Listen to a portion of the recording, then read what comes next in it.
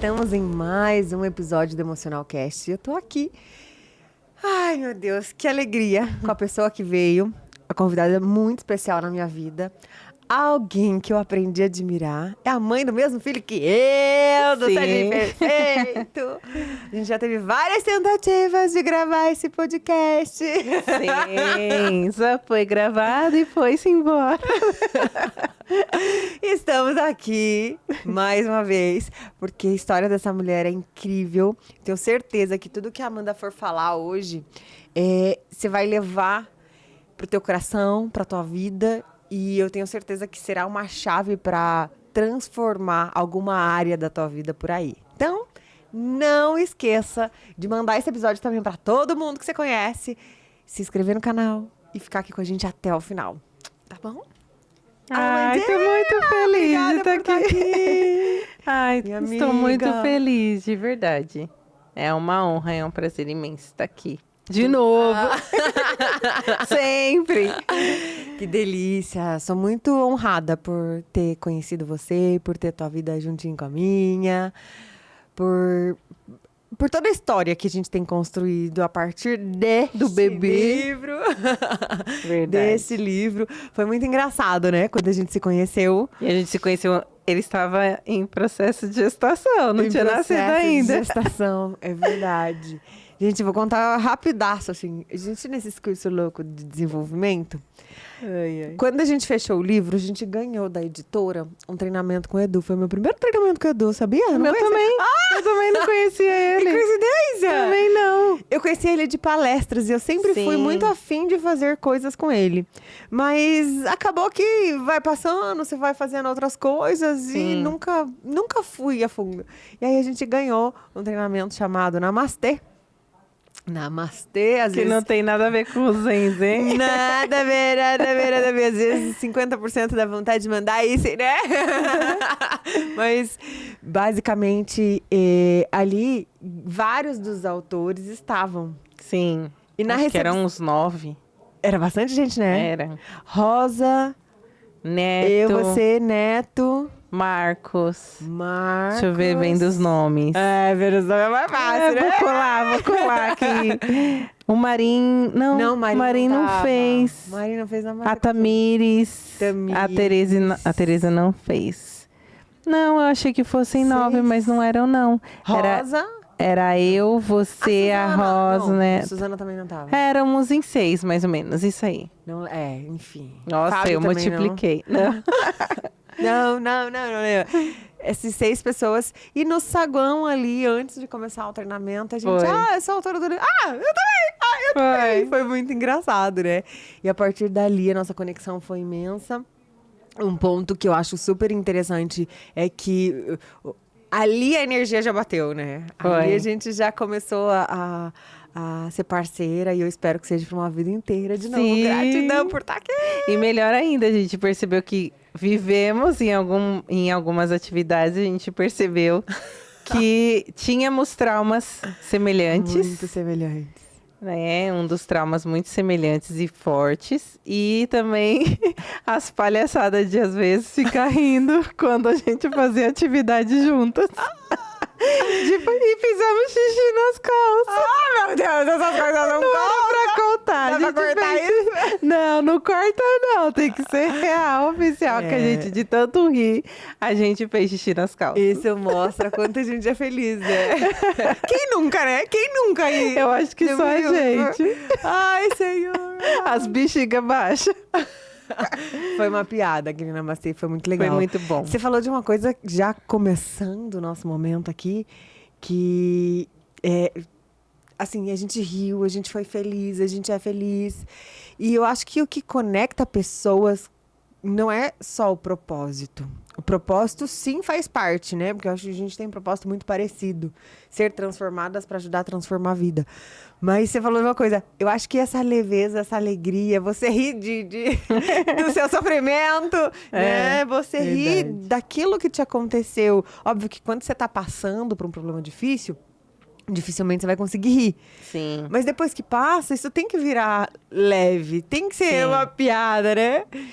Hoje sim, mas tem pessoas que riem do sofrimento, mas isso também não é saudável você rir do sofrimento. A gente tá ótimo. falando de Bem lembrado. de gargalhar e rir depois, por exemplo, a gente tá falando, a ferramenta foi um baita baque trauma, mas depois que a gente vivenciou e fomos curadas, depois a gente deu risada da situação, mas não durante. Durante o processo, Você né? rir durante é estranho. É um problema também, né? um problema Você precisa também. passar, precisa enfrentar.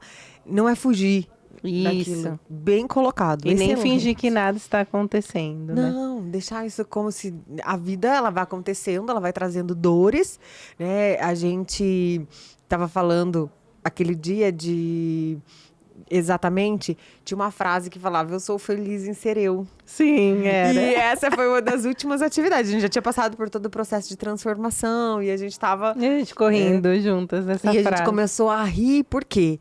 Porque nós passamos por processos semelhantes, a Amanda vai contar um pouquinho da história dela, mas eu sofri um abuso, a grande maioria das pessoas que estão aqui já sabem disso, aos 7 anos de idade, a Amandinha também. E o passo a passo daquele treinamento fez com que a gente ficasse liberta de alguma Disso, forma. sim. Tá tudo bem o problema ter acontecido quando aconteceu. Agora eu não posso trazer a dor para minha vida. É né? isso. E eu preciso trazer isso com leveza. A gente não estava rindo da situação, mas por ter Isso. atravessado um momento que foi tão difícil na nossa vida, né? E até para explicar, né, que talvez as pessoas vão pensar, nossa, eu não posso rir, mas então eu vou ficar chorando com os meus problemas. Não, mas é porque a neurociência já explicou que o fato de você estar durante um sofrimento e rindo dele é como se você estivesse dizendo ao seu cérebro, isso é bom. É bom eu estar vivendo isso, é bom eu estar sofrendo. Quando, na verdade, você não está encarando isso de uma forma séria, de uma forma firme. E numa forma de você aprender com isso e não ficar rindo e tirando sarro da sua dor. É como se você prolongasse o teu Isso. tempo de sofrimento. Senão seu cérebro vai entender, é bom eu sempre sofrer. Porque quando eu sofro, eu dou risada, eu gero serotonina. E eu Deixa eu gero aproveitar endorfina. antes de começar o podcast, eu fazer a pergunta que eu faço. Porque aqui a gente já viu, já começou o podcast, né? Mas não começou ainda. Só uma dúvida minha, que deve ser uma dúvida de todo mundo. Tem pessoas que na hora de sei lá, alguma coisa, começa a entrar em desespero, ri, fica apavorado, dá risada. Por exemplo, lembro de uma vez que o Vitor, meu filho, caiu e se machucou.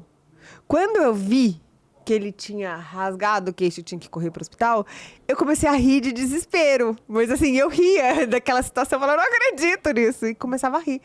Isso também tem a ver com não entrar em contato com o sofrimento? Agora eu quero saber. Sim, tem a ver.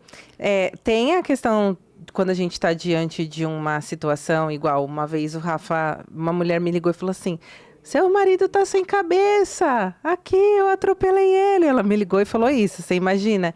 Eu lembro que eu saí de casa, já vou chegar nessa situação sua com o Vitor, eu saí de casa de pijama, eu não fechei porta, não fechei janela, só que eu não conseguia correr. Eu travei, minhas pernas travaram assim no meio da rua. Aí eu me lembro de eu me jogando na frente de um carro e falando, pelo amor de Deus, moço, meu marido morreu, tá sem cabeça ali na avenida, me leva pra lá, pelo amor de Deus. Aí o cara me deu carona, nem sei quem era, me levou. Quando cheguei lá, o Rafa já tava com aqueles negócios que Protetores. Isso. No pescoço, já prestes a ser colocado dentro da ambulância. Por que eu tô falando isso? Numa situação de medo, fuga, desespero ou um trauma, várias pessoas vão reagir de formas diferentes. Tem a ver com aquilo que nós ouvimos e vimos e sentimos desde quando éramos crianças. Então, tem gente que sai correndo, tem gente que chora, tem gente que grita e tem gente que dá risada. Entendeu? Vai depender do que a pessoa cresceu ouvindo, como não chora, engole o choro. Então, porque o nosso cérebro entende ou de forte impacto emocional, igual se eu te perguntar o que aconteceu dia 11 de setembro de catástrofe. Vou lembrar porque... Você vai lembrar do quê? Torres Gêmeas. Mas se eu te perguntar o que, que você estava fazendo dia 11 de setembro do ano passado? Do ano passado eu não lembro. Então, mas se fosse seu aniversário, o aniversário de um dos seus filhos, mesmo sendo positivo, é o quê? É uma emoção. É um momento que você vai se lembrar porque é o aniversário de alguém que você ama. Então, o seu cérebro vai registrar de acordo com aquilo que você sente, a sua emoção. Ou repetidamente, igual você aprender uma nova língua. Então, você cresceu ouvindo, engole o choro, engole o choro, engole o choro. O que, que vai acontecer no momento de desespero? Vai falecer alguém da família, a pessoa não vai chorar, porque ela vai ter aquilo registrado. Engole o choro, eu não posso chorar. Então... para entender por que você riu quando o Vitor caiu. Eu não faço isso sempre, mas de vez em quando isso acontece. Então, tem a ver com isso. Talvez é uma forma que você tem uma habilidade que você criou de pequena. Aí você não vai lembrar, pode ser um trauma de infância, vai na escola. Pode ser N coisas. Isso, eu já vi casos, não tô falando que é o seu, mas a criança sofreu bullying na escola, então riam dela. E aí, em vez dela encarar aquilo, ela ria junto. Um exemplo, não que isso tenha acontecido com você. Então, depende do acesso que se teve na infância. Do registro que foi feito. Do registro que foi feito na infância. Perfeito. Mas tem a ver com... Ai, eu não quero enfrentar isso. Vocês viram que a gente, né? Como é que vai ser esse podcast? Não quero enfrentar isso, não quero. Agora eu quero começar o podcast de verdade. Com a pergunta que não quer calar. Quem é Amanda? Ai, que forte. Ai, meu Deus, pronto. Essa pergunta. Já começou com uma explicação. Difícil. A gente foi ao contrário. Mas quem é Amanda? Eu, Amanda. Bem, primeiro eu quero dizer que hoje eu sou uma pessoa que eu me amo, né? Eu sou feliz em ser Me eu. respeito e sou feliz e sou feliz em ser eu. Eu sou uma pessoa divertida, eu escolhi amar a vida, me respeitar, decidi passar por um processo de transformação, decidi ser um instrumento de Deus para ajudar outras pessoas. Agora, de formação, deixa eu abrir aqui a página imensa, falar igual você, imensa. Ela acha que eu tenho sotaque, gente. Tem sim. Bem, eu tenho 3 graduações, tenho graduação em finanças, RH, psicologia, tenho aí 4 pós, um MBA, tudo em finanças. Então, assim, eu sou a louca das exatas das humanas e sou especialista em perfil comportamental. Tenho esse livro maravilhoso junto com a Luana, que é o Seja Imperfeito, em que eu conto um pouquinho da minha história, né? O meu capítulo é o Permita-se ser imperfeito, porque durante muito tempo eu achei que as minhas sombras, minhas imperfeições, era algo que só me anulava do mundo. Eu achava que tudo que vinha de mim era uma bosta, né? Eu achava que o mundo já tinha tudo, para que eu tinha que entregar algo para o mundo? Quem sou eu no mundo?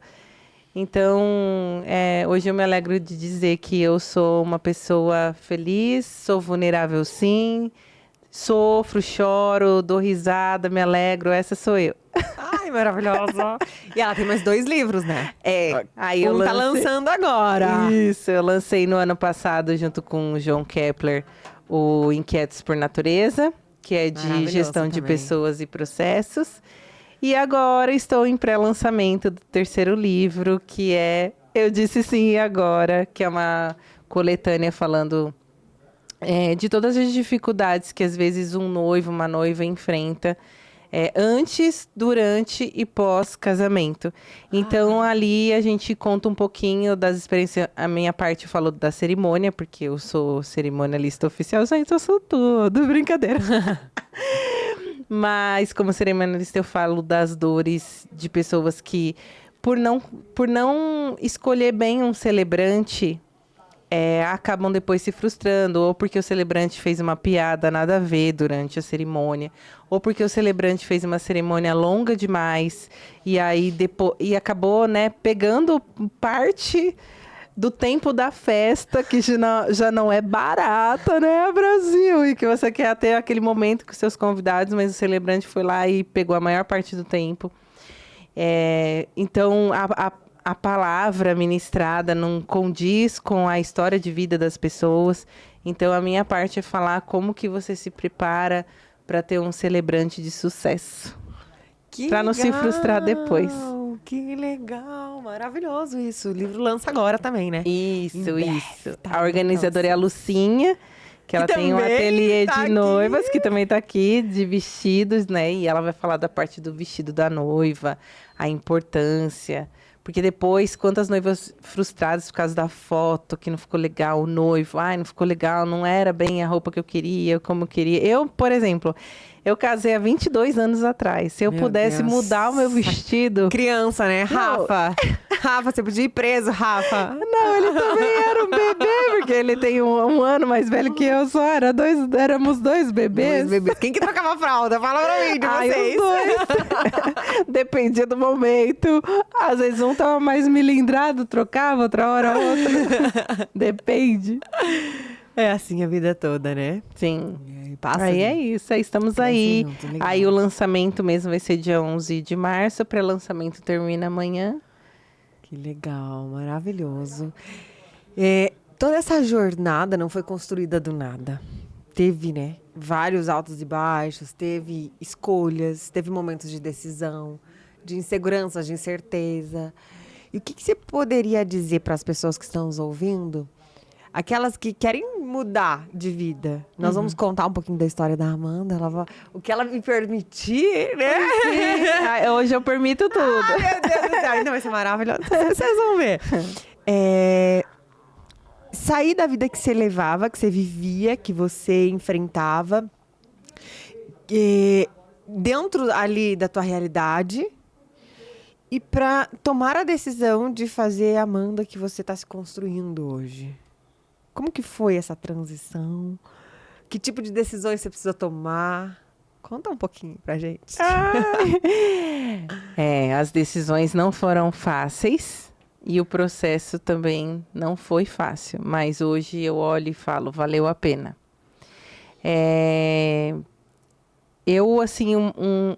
Hoje eu enxergo que um maior poder que eu tenho hoje de entender a minha resiliência, a minha reconstrução, a minha transformação foi Deus. Eu acho que, primeiro de tudo, eu tenho que iniciar falando que foi Ele. Eu acho que se não tivesse sido Deus na minha vida, eu não teria conseguido. Isso foi uma das primeiras coisas, assim, que eu posso dizer. Ai, que eu digo mais. Ai, Lua, tanta coisa. Ai, meu Deus. Agora, quer que eu conte um pouquinho? Pode contar. Bem, o que eu posso dizer é que eu realmente, como a Lu falou aqui no começo desse episódio, eu fui abusada sexualmente desde pequena. E eu cresci num ambiente de violência, de passar necessidade, fome, de ter só água, pão. Eu sempre conto, né? Eu nunca me esqueço que minha mãe tinha na geladeira meio limão, já murcho, coitada do limão. Água e um pouquinho de farinha. E ela fez bolachinha. Aí ela conseguiu fazer 4 bolachinhas. Ela deu pra mim, pra minhas 3 irmãs. Então, uma bolachinha pra cada e ela ficou sem comer. Eu cresci num lar que depois que meu pai saiu de casa... E hoje ele se arrepende de tudo, mas eu cresci ver ele arrastando minha mãe pelos cabelos, pelado pelo quintal, muita violência. E fora isso também a questão dele ter saído logo de casa e eu ver não só a necessidade financeira e passar realmente fome e necessidade. Não porque meu pai não desse pensão, mas é porque a pensão era para pagar uma luz, uma água. As despesas. As despesas. E aí, depois disso, a gente acabou vendo minha mãe se prostituir. Então, para ela conseguir pôr algo em casa, ela se prostituía. Então, foram várias cenas. Lembra que eu falei do cérebro marcando? E só que eu não aguentei. Por alguma razão, eu comecei realmente a me aproximar de pessoas que, infelizmente, eram usuárias de drogas. E aí, então, passei aí dos meus 13 anos em diante até os meus 18, usando drogas. Aí eu usei pedra, maconha. E aí, depois dos meus 18 anos, foi quando eu conheci esse Deus, que eu falei que ele foi essencial, porque é, eu estava num parque, ó, vê se não é Deus, às 3 horas da manhã, drogadaça, eu tava com uma arma 38 na pochete, precisar matar minha irmã. Por quê? A minha irmã, se você até conversar um pouquinho com ela, ela tem os 3 dedos dos pés, até hoje a cicatriz quebrada, porque o que aconteceu? A minha irmã contou pra minha mãe que eu tava usando drogas. E eu lembro que eu subi as escadas com tudo, falei, só cagueta! Empurrei ela escada abaixo, ela caiu, quebrou a perna, quase bateu a cabeça e ela ficou internada pra ver se ela não tava com coágulo na cabeça e também porque operou os pés. Então, dali em diante eu falei, essa mulher vai morrer.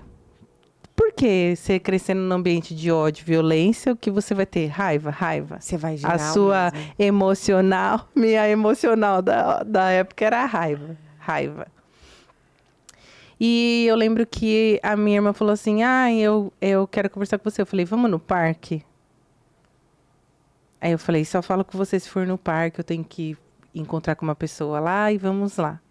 Aí no meio do parque, às 3 horas da manhã, a gente conversou tudo, aí 3 horas da manhã, tinha um grupo de pessoas apresentando uma peça de teatro. E eles falaram, vem se aquecer, tava muito frio. E isso foi mais ou menos em 2001. E aí, ali, eu falei, vamos ver, né? Um monte de gente pulando. Eu falei, esses doidos, que droga que eles usaram? Deixa eu ver que doidos são esses. E aí, eles apresentaram uma peça de teatro que foi toda a história da minha vida. Então, tinha uma pessoa de preto, onde E eles ela... não te conheciam? Não me conheciam. E aí, essa pessoa de preto, onde passava, tinha violência, tinha drogas, tinha abuso, era assim. E aí, de repente, vinha uma pessoa de branco e onde ela passava, a paz ia reinando, as pessoas iam se transformando. Essa era a peça de teatro. Aí, no fim, essa pessoa falou, você que quer viver essa parte da... 3 horas da manhã. 3 horas da manhã. Você que quer viver essa paz, você que vê aqui prestes a acabar com tudo. A gente quer te apresentar um cara. E eu, mais um cara, vamos me apresentar. Que cara é esse? Aí foi onde falou, esse cara é Jesus, é Deus. E aí, na hora, eu lembro que eu comecei a chorar. E eles falaram, é com você mesmo. Entrega a sua droga, entrega a sua arma, entrega tudo que você tem. Aí eu comecei a entregar. Aí eu olhei pro lado, minha irmã tava morrendo de chorar.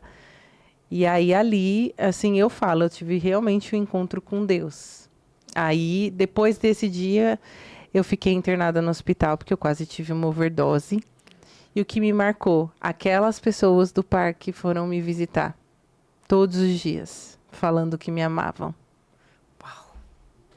É. Uau. Todos os dias. E eu ali, sabe, achando que eu ia morrer. E o que mais me marcou? Eu não fui visitar a minha irmã quando ela quebrou o pé e tal, mas ela foi me visitar todos os dias. Ai, eu tô me emocionando. Ela só queria seu bem. Exatamente, ela só queria meu bem. E aí a partir dali a gente criou um elo juntas. Então, quando eu consegui me restaurar e sair, a minha mãe veio conversar comigo e falou, filha, eu vou ter que te internar. Aí eu fiquei 6 meses internada no centro de recuperação. Depois a Igreja Renascer em Cristo me ajudou com o GALF, que é Grupo de Apoio a Usuários e Familiares. A minha mãe e minha irmã me acompanhou nisso. A minha mãe um dia acordou a gente 1h30 da manhã, depois de alguns meses, e falou, me leva para conhecer o Deus que transformou as minhas filhas. Porque eu e minha irmã, que era cão e gato, se transformamos em melhores amigas. Que linda. E aí Deus começou a transformar, sabe, a nossa história. E eu não tinha terminado o ensino médio, né? E aí eu comecei, mesmo já tendo me afastado da escola e de tudo, depois que eu saí do centro de recuperação, uma das decisões que eu tomei, eu falei, eu nunca mais vou pôr nada de droga na minha boca. Nunca mais, nunca mais. E dali então, nunca mais pus um cigarro, um nada. Nos primeiros momentos foi difícil, porque eu senti o cheiro, dava vontade. Hoje eu sinto um cheiro de droga lá. Se eu tô aqui, alguém tá lá na esquina, eu vou sentir. Não, esse que exagero, meu Deus. Mas você entendeu, né? Vocês entenderam, né? É louco, exagerada, sentir, né? mas eu sinto de longe. Eu falo porque eu falo, nossa, Rafa, meu marido, tá sentindo esse cheiro de droga, não sei o que? Ele, eu não. Porque não conhece, não sabe. e me dá enjoo. Eu tenho nojo e pavor de quem fuma perto de mim. Sabe? Eu peguei repulsa. E aí, eu comecei a participar daquele teatro. Aí eu que era agora a atriz no meio de todo mundo, interpretando para ajudar a transformar pessoas. E aí, até que eu me transformei em líder desse teatro. E aí foi onde eu conheci meu marido. Porque depois de 1 ano, mais ou menos, eu conheci ele porque ele era líder do de São Bernardo, eu de Santo André, e tinha que unir os dois para uma cantata de Páscoa que ia ser feita. Aí foi onde se tornou... coelhinho da Páscoa. E as cantatas de Natal também. E aí foi onde a gente se conheceu, a gente se tornou grandes amigos. Viu? Até Papai Noel, coelhinho da Páscoa, existe. Até que em 1 ano e meio certinho, nós namoramos, noivamos e casamos.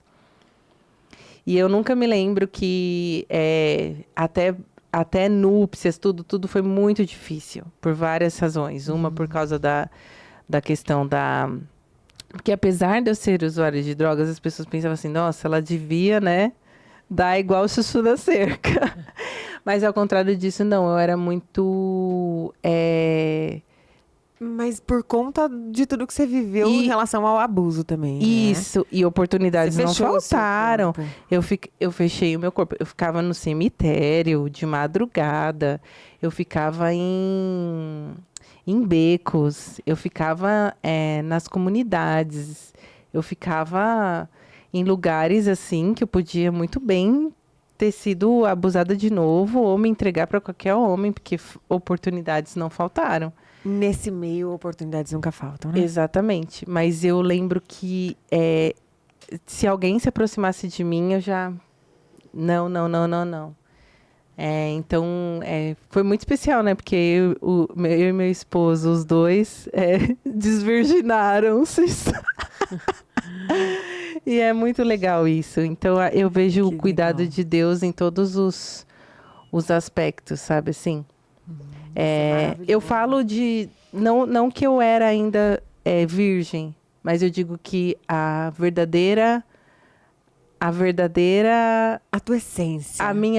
Aquele momento que eu realmente quis me relacionar com alguém. A tua essência estava ali, presente. Exatamente. A vida de vocês estava presente, né? Exatamente.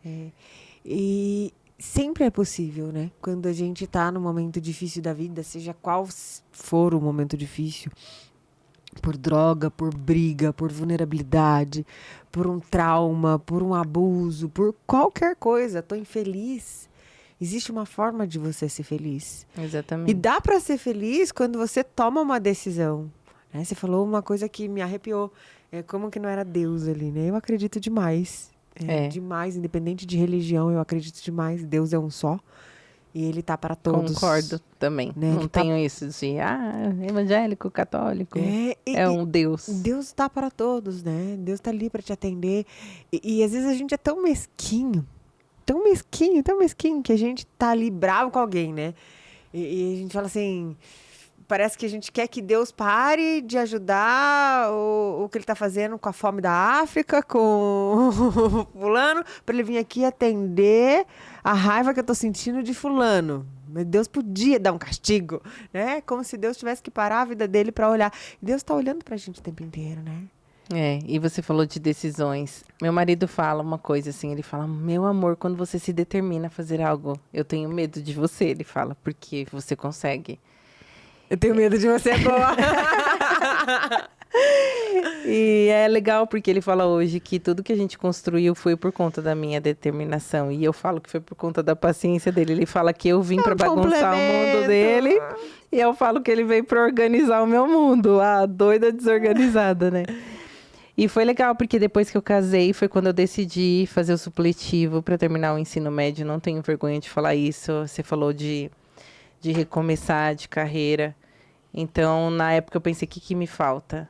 Me faltam meus estudos, então eu vou atrás dos meus estudos. Até que eu fui atrás demais, né, gente? 3 graduação, 3 graduação.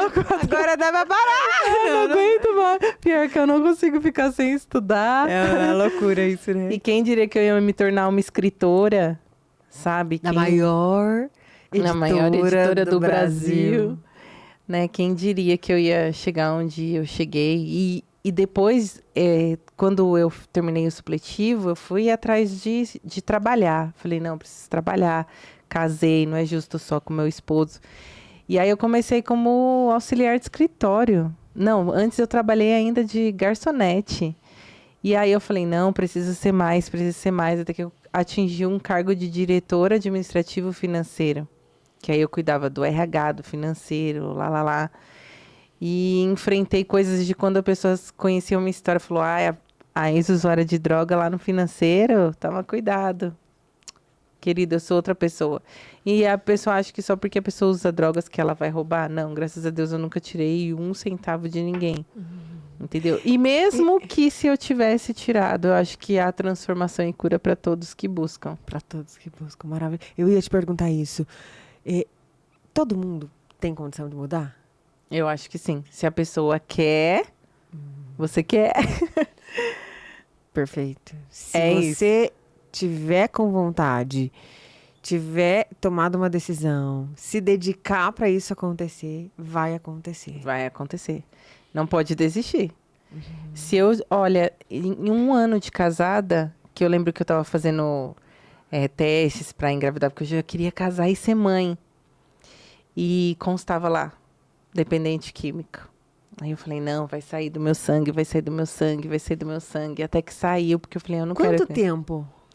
Levou 1 ano. Eu acho que depende do organismo de cada um. Mas no meu caso, levou aí 1 ano e 4, 6 meses, mais ou menos. Depois que você parou de fazer o Zoane? Depois que eu parei. 100%, assim, que não constava mais nada, assim. Nada. Então, aí, há esperanças. E eu falo, quanta resiliência, né? A Lu sabe que eu vou fazer 22 anos de casada. Também teve outra questão de eu ter ficado anos tentando ser mãe. Fiz inseminação, fiz aquelas injeções na barriga, engordei, cheguei aos 98 quilos. Aí fiquei na fila da adoção. Aí tinha que ficar tendo que visitar lar de criança. E eu não podia adotar porque as crianças tinham vínculo ou com a mãe ou o pai que eram usuários, ou por causa de questões financeiras. Aí a dor de não conseguir ser mãe, aí todas as minhas irmãs eram mães, aí meu marido, filho único, minha sogra não era avó, mas minha mãe já era avó de 3. E aí eu fiquei... E a autocobrança, né? E a autocobrança. Porque você começa a se cobrar. E eu fui a primeira a casar, porque eu quis sair logo de casa. E aí isso foi me consumindo, porque eu permiti que isso me consumisse. Eu tava entrando de novo naquela situação de Amanda não presta, Amanda não tem valor, Amanda não... Por que ela vai girar? Por que vai sair algo bom daí? E aí eu entrei aos meus 37 anos, tô quase revelando minha idade oficial. Eu tive uma depressão profunda, eu tava tendo síndrome do pânico, eu tinha perdido algumas pessoas da minha família, principalmente quando o avião da Chapecoense caiu, eu perdi uma pessoa da minha família, não da queda do avião, que eu lembro que foi dia 28 de novembro de 2016.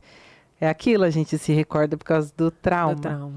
E uma pessoa da minha família caiu dura, assim, no chão da sala, sabe? Então, eu já estava emocionalmente abalada por estar tentando gerar e ainda esse impacto. E alguma coisa me desequilibrou, que dali em diante eu só pensava em morrer. Porque eu comecei a ter formigamentos, eu comecei a acordar gritando, eu comecei a passar mal. E aí foi onde, em outubro de 2017, eu tentei o suicídio. E mais uma vez, Deus. Porque a gente fez uma festa de 15 anos de casado. E aí eu me despedi de toda a minha família. E aí eu falei, vai ser segunda-feira, às 15 horas. Estava tudo preparado, não vou dizer como, né? Porque eu não quero incentivar ninguém. E aí estava tudo pronto, já tinha feito uma parte do processo. Na hora que eu fui fazer a segunda parte do processo, o Rafa chegou. E aí ele me tirou do que eu estava fazendo e dobrou o joelho no chão e começou a chorar e falou, Deus, por favor, me ajuda. Eu lembro muito forte da oração dele. E aí eu falei, meu Deus, E aí, aquele dia, ele tinha ido trabalhar e depois ele me contou de que ele começou a passar mal no trabalho. Ele começou a ter uma dor na barriga muito forte. E aí, ele falou, eu vou voltar para casa, não tô aguentando. E se ele não tivesse voltado para casa e tido a dor que ele teve, eu não estaria mais aqui. E aí, de novo, eu fiquei internada. De novo, eu tive que me desintoxicar. E do primeiro processo que eu já tinha feito, o 2, ele conseguiu me livrar. E aí, ali, mais uma vez, pessoas falaram, você vai conseguir sair. Parecia que eu estava revivendo aquela situação. E aí, aquele dia, eu falei, nunca mais eu vou fazer nada. Não, já tive Contra a minha própria vida. Eu já tive a primeira vez. A segunda, não mais. Tá achando que você é gato, tem 7 vidas? Não quero. Pelo amor de Deus, né? Não quero, não tenho, não. Não, mas aí eu entendi que eu preciso... Aí foi onde eu decidi me amar. Eu decidi acreditar em mim. Eu decidi entender que não é porque eu não realizei um sonho que quer dizer que a minha vida não importa. Importantíssimo isso. Porque às vezes o sonho é só um plano. Eu não diria nem que é um sonho, mas é os seus planos de ser mãe, né? Assim, eu não sei se eu consigo imaginar que você querer ser mãe pode ser um sonho. Acho que querer ser mãe é mais um plano que você tem para a tua vida. Sim. Porque sonho é de você ser boa enquanto mãe. Eu acho que a ação que você vai fazer pós você ser. Não sei, pode ser coisa da minha cabeça, mas eu vejo muito assim. E quando você não consegue conquistar aquilo que você está planejando, que você planejou, que você deseja muito, a sensação é de que teu sonho está sendo frustrado. Sim. Mas não é seu sonho, porque, na verdade, a gente tem os nossos desejos, mas a gente esquece do desejo dele, né? Deus tem desejos que são diferentes dos nossos e eles vão aparecer, eu digo assim, nesses momentos difíceis, para mostrar e para provar pra gente que os planos que ele tem é muito maior do que os planos que a gente tem pra nossa vida. Verdade. O nosso cérebro é muito doido, né? Muito doido. Porque eu lembro que o ano passado, quando eu fiz 40 anos... eu lembro que desde pequena, aquela coisa da repetição, eu brincava de boneca e eu falava assim... Não, eu tenho que ser mãe. Eu tenho que ser mãe antes dos 40. Eu tenho que ser mãe. O que você tem, menina? Hoje eu penso assim, o que você tem de ser mãe? E quando eu fiz 40 anos, parece que, sabe? Uma coisa saiu, assim. Eu não sei explicar. Não sei nem por que eu tô falando, mas como que são as nossas crenças, sabe? Que, na verdade... Você se forçou e colocou isso na tua cabeça, que você tem que ser mãe, tenho que ser, mas não aconteceu. Não aconteceu. E aí, é como se você... Opa, peraí, o que eu validei a vida inteira, o que eu queria a vida inteira, não aconteceu. É isso, eu validei isso. E aí, o que acontece? Eu acho que você tá num momento tão bacana da tua vida... que, pelo menos é o que eu vejo de fora, Sim, como amiga, as coisas que você mesmo. compartilha, que, opa, eu não tenho que nada, tá tudo bem. Começa a ficar mais leve o processo de não ter conseguido conquistar aquilo. Eu digo que para Deus nada é impossível. Se ele entender que isso faz parte, né, e se isso faz parte dos planos dele para tua vida, em algum momento o filho vai vir. Nossa. Não é? E sabe como eu entendi isso? Você já assistiu a série The Chosen? Eu comecei, não terminei. Vocês já assistiram? E sabe por que eu comecei? Você indicou. Olha só. Eu não terminei. Tem uma cena dessa série que um dos discípulos eu assisti só o comecinho, então... Nossa, me marcou. É da 3ª temporada, é isso que eu vou dizer. Um dos discípulos de Jesus... que já tá lá na jornada, acompanhando Jesus em tudo, já viu milhares de curas que Jesus tinha feito. E aí, antes dele falar com Jesus, ele está conversando com outro discípulo e falando assim: poxa, será que Jesus não está vendo que eu sou manco de uma perna, que é difícil eu ir nas missões, que é difícil eu falar com as pessoas? Primeiro era ele ali no bate-papo com um coleguinha. E aí depois esse outro coleguinha, né, outro discípulo vira para ele e fala assim: vai ter com Jesus, vai falar com Jesus. Claro que ele viu, mas lembra, às vezes você tem que pedir, fala para ele, pede para ele, pergunta para ele, por que você não me curou ainda? E aí é muito lindo, porque ele chega em Jesus e fala: Jesus, você vê minha situação? Você sabe o que eu quero. Só que eu quero saber o porquê que você ainda não me curou. Você cura todos e eu tô aqui. E aí Jesus vira para ele e fala assim: você sabe que eu te amo e você sabe que eu quero te curar. Mas eu já curei milhares do que você tem e que falam de mim, que pregam sobre mim. Mas e aquele que eu não curei ainda? Vai continuar falando de mim? Vai continuar me amando? Então você é esse milagre. Se mesmo eu não tendo te curado, você vai continuar falando do meu nome. Então esse é o milagre. E aí eu fiquei assim: verdade, Deus não me deu filhos, mas não significa que ele não me ama, não significa que ele não está comigo. Cuida, não quer dizer que eu vou começar a murmurar, falar mal de Deus. Já questionei? Já, como o próprio discípulo de Jesus. Somos humanos. Sabe? Se eu falar assim, nunca questionei. Já. Mas hoje isso é o que me faz amá-lo mais ainda. É lindo isso, gente. Oh, meu Deus, né? Oh, meu Deus. E quando a gente descobre isso, né? Além de Deus, né? Deus vai fazer a parte dele, mas a gente precisa fazer a nossa parte. E pensando nisso, talvez fosse só uma oportunidade de você e o Rafa se curtir mais, de ter presença mais na vida um do outro, né? De terem vocês ali. E agora tem 2 buiozinhos, pets. É verdade, é verdade. Gente, minha família chamou eles de Jareds, que parece 2 humanos.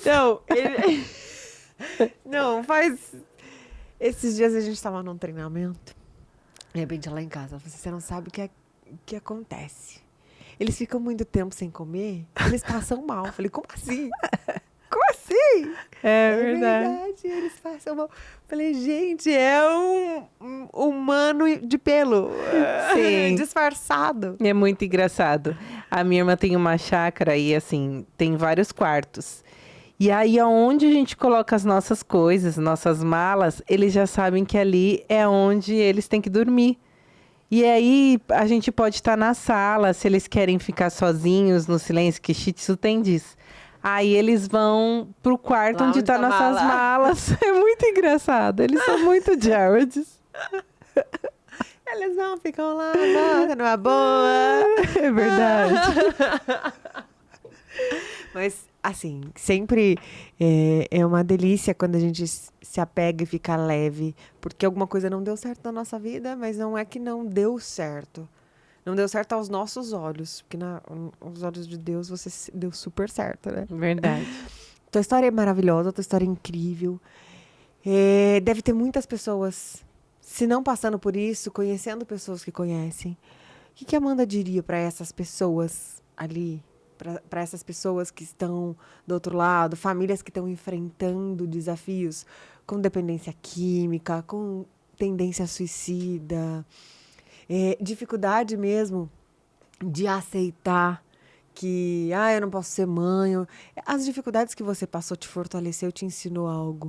O que você poderia falar para essas pessoas que estão nos ouvindo? Vamos lá. O que eu posso dizer é que tudo na nossa vida tem um propósito. E a pergunta que eu quero fazer, na verdade, não só dizer, mas se perguntar.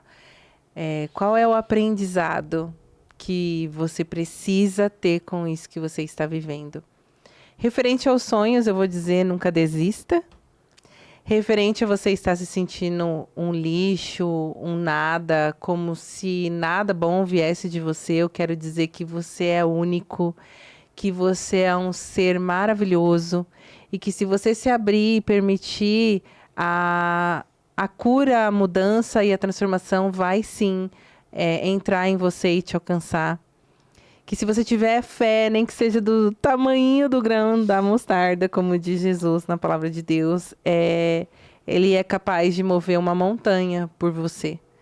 E se existe fôlego de vida ainda dentro de você, é porque existe um Deus que te vê e ele quer te... Opa! Não quer derrubar. Ele quer te transformar, quer te curar. E o que eu posso dizer para você é determine uma data para você sair de como você está. Busque e você vai alcançar. É isso. Maravilhoso isso, né? Você me fez lembrar de uma coisa. Eu tenho uma teoria que fala que é a teoria dos 3Ds. Decisão, dedicação e disciplina. Quando você toma uma decisão, você está abrindo a possibilidade de fazer aquilo acontecer na tua vida. É isso. Quando você toma uma decisão sem dedicação, ou seja, colocar energia todos os dias até que isso aconteça, não vai acontecer se você não pôr essa energia ali. Não vai acontecer se você não se dedicar. Né? E disciplina é entender que é constantemente. Disciplina é fazer as coisas de formas diferentes muitas vezes. Às vezes a gente faz de um jeito uma coisa e depois, poxa, mas não tá dando certo, não tá dando certo. Não é mudar a coisa, mas a forma que você tá fazendo. Talvez precise de um ajuste, talvez precise de um conhecimento novo, talvez precise de uma mudança. Mas quando aplica os 3Ds, decisão, dedicação e disciplina, tua vida começa a ficar muito mais leve. Muito mais fluida. Você chega onde você quer, né? Talvez não aonde você quer, mas aonde Deus quer que você chegue. Sim. Não, e além dos 3Ds, se a pessoa acrescentar o Deus também, né? A fé e acrescentar também Boa, hein? Os 4Ds. os 4Ds. E que legal que a gente também tem a neurociência, gente, eu amo, que fala sobre a plasticidade neural. O nosso cérebro, a gente tem a capacidade de fazer um neurotransmissor, um neurônio ruim, de um hábito ruim, como das drogas, morrer, e você fortalecer numa crença fortalecedora e não mais numa crença limitante, você fortalecer aquele neurônio e você mudar os seus hábitos. Então, eu durmo demais, não quero mais dormir, eu quero ser uma pessoa menos preguiçosa. Você tem a plasticidade neural, você tem a capacidade, é como você aprender uma nova língua. Então, nós temos ferramentas, nós temos Deus, você tem a sua fé e ainda os 3Ds que a Luana disse, você vai longe. Isso não significa que você não vai ter desafios. Importante Sim. lembrar. Desafios faz parte da vida e ainda bem que nós temos, porque a partir do momento em que a gente tem desafio, a gente entende que a gente tem a oportunidade de crescer, de mudar, de se desenvolver, de ser outro ser humano, né? A gente só vai descobrir o sucesso se a gente viver a fraqueza. Uau, perfeito isso aí, hein? E a gente não vai ter, a gente não vai conhecer a fraqueza se a gente não passar por um processo de dor. Nunca tinha pensado dessa forma, mas é verdade. Não é? A gente nunca vai saber que a gente é forte o suficiente se não sentirmos fracos, né? Eu tenho uma frase que é parecida, que eu falo assim: como é que você vai saber que você é feliz se você nunca passou por um momento de tristeza? Quando você passa por um momento de tristeza, você entende o que é felicidade na tua vida. Por isso que eu amo o filme Divertidamente. Maravilhoso, maravilhoso, né? Todas as emoções se completam e são importantes, né? Sim. Importante a gente passar por elas, entender. E tudo que a gente viveu, das escolhas que a gente faz, ao meu ver, faz parte de um processo de maturação. Para você se tornar alguém emocionalmente maduro, emocionalmente adulto, nós vamos chegar na fase, né? Lá e vamos chegar com que tipo de experiência, que tipo de bagagem. Faz parte da nossa vida. Não dá pra gente passar uma borracha e falar assim, não vivi isso. Ou, ok, eu posso até querer não ter vivido, mas é impossível apagar o meu passado, não tem como. Sim, e é uma das coisas que eu falo no Seja Imperfeito. As minhas sombras fazem parte de mim e me tornam quem eu verdadeiramente sou. Então, eu peguei cada caquinho da minha história e colei e a mim. Antes eu deixava eles no lixo. Mas enquanto os meus cacos estavam no lixo, eu me senti um lixo. Mas a partir do momento que eu disse, me pertence, essa sou eu, fez toda a diferença na minha vida. E então eu parei de focar num passado de frustração e decepção e passei a focar no que eu quero me tornar. Que foi até o que você falou no começo do episódio. E que tem a ver com esse livro maravilhoso, Você Vive ou Sobrevive. Você conhece a autora? Ai, olha, a autora. Gente, esse livro, ele é livro meu de cabeceira. Uma vez a Luana não acreditou, eu filmei a cabeceira da minha cama e mostrei pra ela. E até hoje. É verdade. Ela pode me ligar a qualquer hora da noite, do dia, da tarde. Mostra sua cabeceira, ele tá lá. E ele não tá lá só de plantão, não. Eu já li ele 2 vezes, uma quando era o antigo, depois quando ficou o novo, que ele tem 2 versões maravilhosas. Qual versão você quer ser, que é uma das coisas que a Lu fala bastante, que faz parte da palestra dela. Então, esse livro é fenomenal e tem tudo a ver também com o que eu vivi.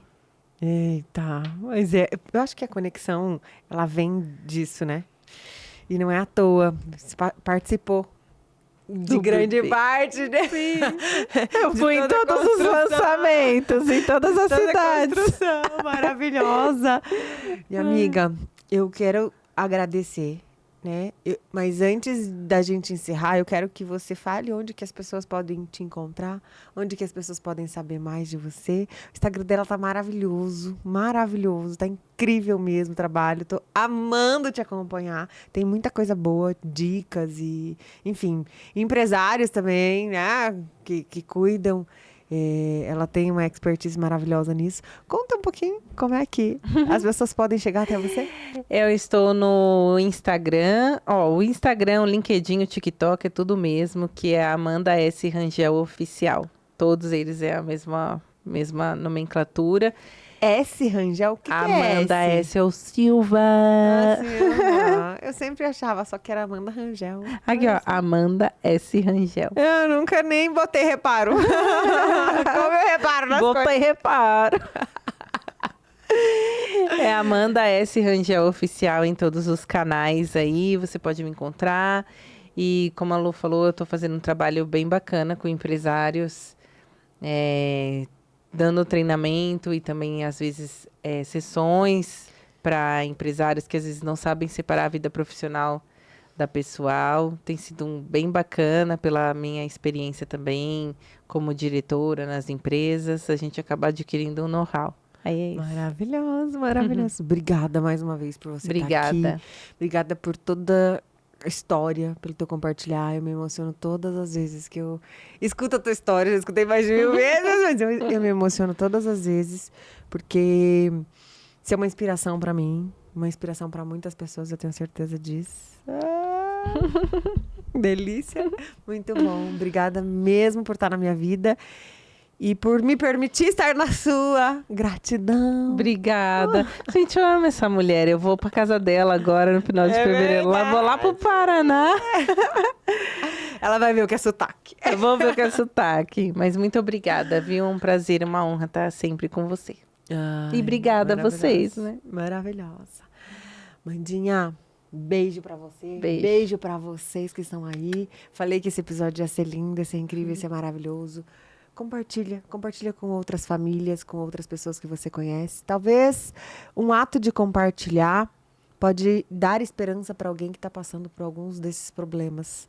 Então, obrigada mais uma vez por estar aqui até o final. Curta, compartilha, porque isso vai fazer com que aqui o canal também seja entregue para outras pessoas. Se inscreva no canal.